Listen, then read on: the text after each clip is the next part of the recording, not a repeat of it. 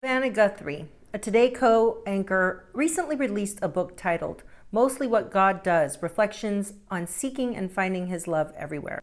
She said that despite feeling a little bit scared because she's not a theologian, and I'm allegedly, she found that writing about her faith was thrilling. Now, in her book, she did explore three foundational aspects of connection to God and invites readers of all faiths and backgrounds to join her on her journey.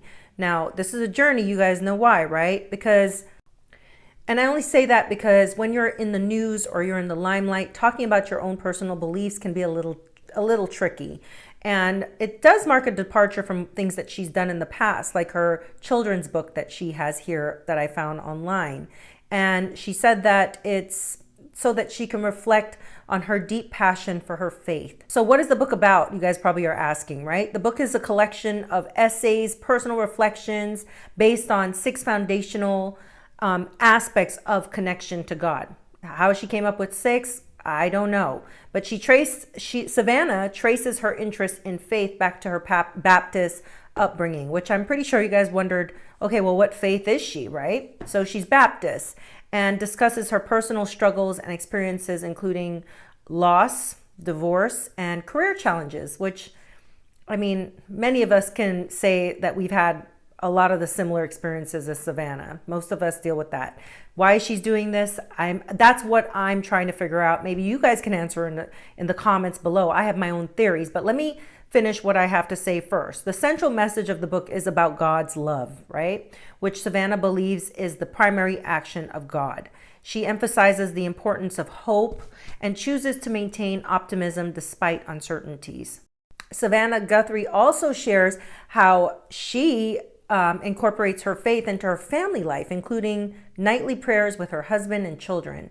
She also hopes that her children will read the book one day so that they can understand her own beliefs and the love she has for them. I totally understand where she's coming from with this. One of the reasons I started my YouTube channel is so that whenever they want, they can always go and look to what would mom have thought about this. It's nice, but we know there's several celebrities and leaders that have written books on their faith.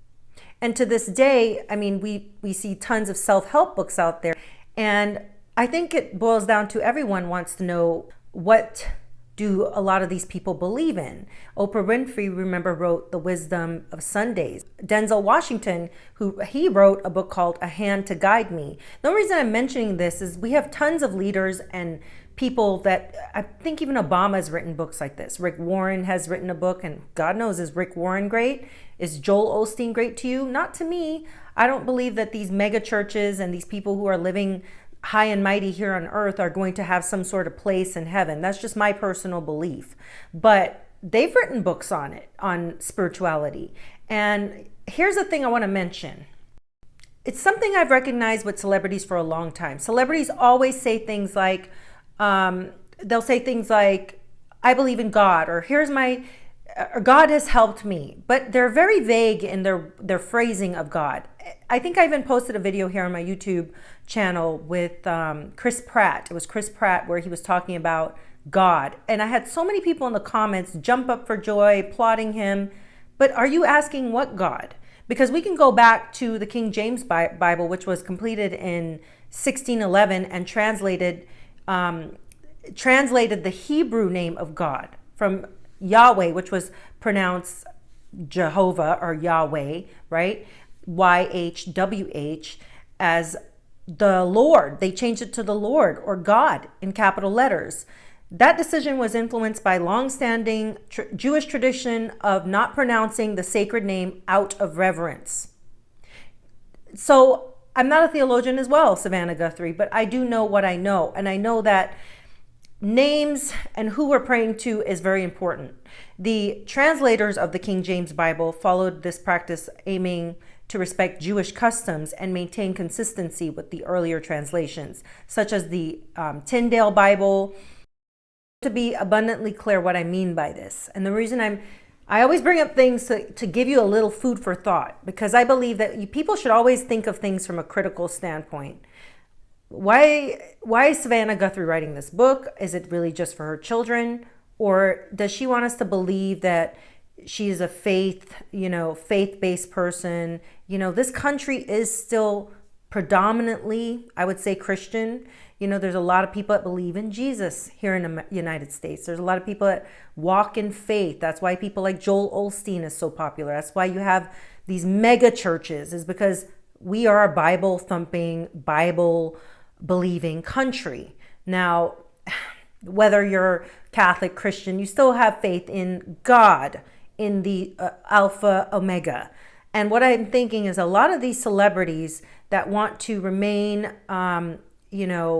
friendly to the audiences so that they'll tune in, sometimes will do these type of things. I'm a skeptic. I've always been.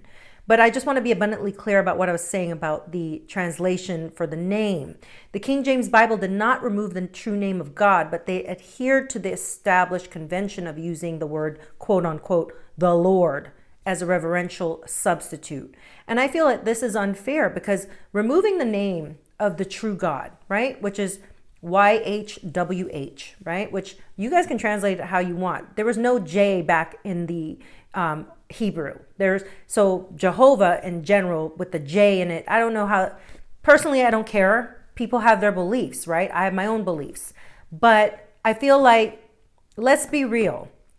When people use the word God, I don't know who they're talking about. And that's just me. So I will always remain skeptical and never truly, I'll never give them credit. I'm sorry. I hate to sound like I'm a Debbie Downer, but that's who I am. I'll just be like, which God? Which God are you talking about? Are you talking about God, Yahweh? Or are you talking about Yeshua, Yahuwah, whatever? What God? Be very specific in what you're talking about. And do you believe in Jesus Christ? That's what I would ask them. So it's not for me. I'm probably not going to read the book. But if you guys read it, I'm interested to know what she says in there if you find it interesting.